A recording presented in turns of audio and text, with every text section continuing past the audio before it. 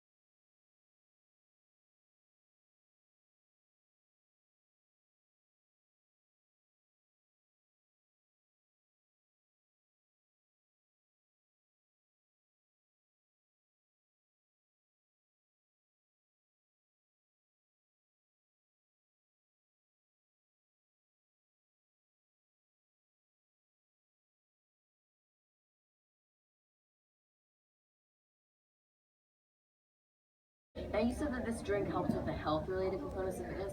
Does it help with the skill-related components of fitness? Yes, indeed. This will help with your skill-related components of fitness.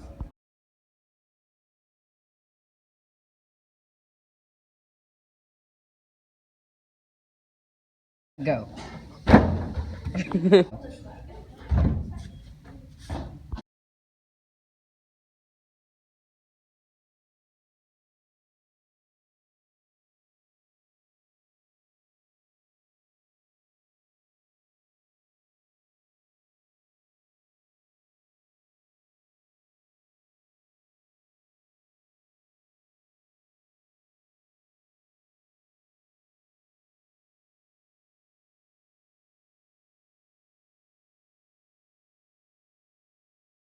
Yeah.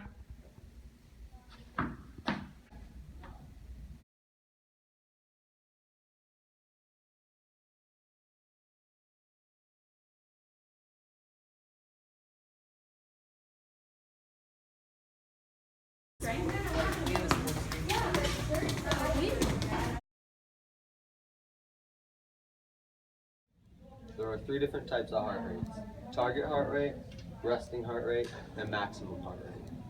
Your maximum heart rate is 220 minus your age, and that will give you your maximum heart rate. That is the amount of heart rate that you should be at whenever you are physically active, and you shouldn't exceed that amount. Your resting heart rate is your heart rate as soon as you wake up from bed.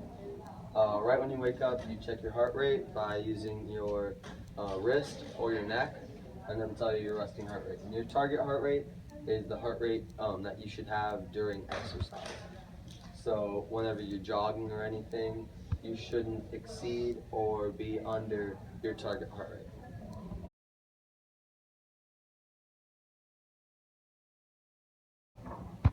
Today we'll be talking about common injuries. Common injuries are injuries that you come upon during physical activity, during sports, and it's more geared towards sports. There are seven types of common injuries: a sprain, a strain, a blister, a shin splints, fracture, contusion, and concussion. A sprain is a torn ligament. A strain is a torn muscle or tendon. Blisters are little bubbles that from your heel.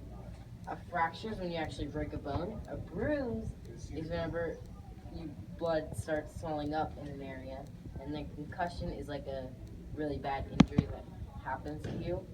And you need to be careful of these injuries.